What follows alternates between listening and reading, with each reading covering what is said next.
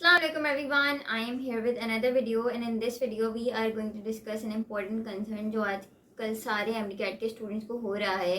As you guys no कि nums का paper बहुत डिफिकल्ट आया था, तो क्या MD-CAT का पेपर भी नम्स जितना डिफिकल्ट आएगा या नम्स से ज़्यादा डिफिकल्ट आएगा या उससे आसान आएगा, इस बारे में हम कुछ नहीं कह सकते हैं। लेकिन as far as past papers की बात की जाए तो हमेशा MD-CAT का जो पेपर होता है, टेस्ट होता है, वो नम्स से ज़्यादा डिफिकल्ट आता है।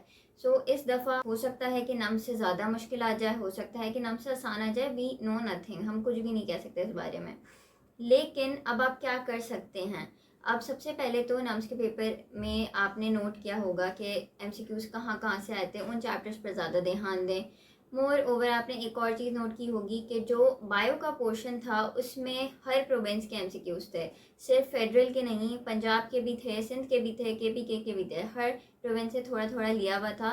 तो अब आप क्या कर सकते हैं फॉर MD-CAT, आप अगर आपके पास इतना टाइम है तो आप बायो के लिए एटलीस्ट फेडरल की बुक को थोड़ा रेफ़र कर लें, बिकॉज़ आपकी उससे तैयारी थोड़ी बेहतर हो जाएगी।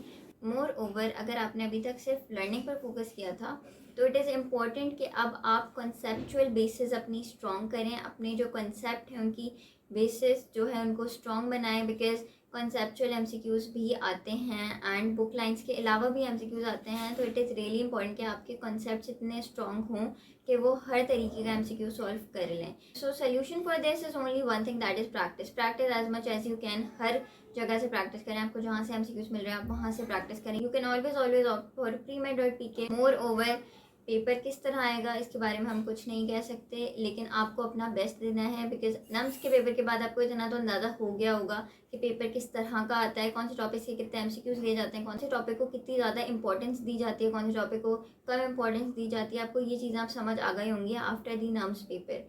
तो अब वो आपके MD-CAT में काम आएगा एंड आपको सिर्फ और सिर्फ अभी अपना मेन गोल MD-CAT पर फोकस करना है, उसी की तैयारी करनी है, बिकॉज ये वाला जो टाइम है ये फिर नहीं आएगा। And it is really very important कि अगर आपको मेड स्कूल में एडमिशन लेना है तो आप MD-CAT को एस करें।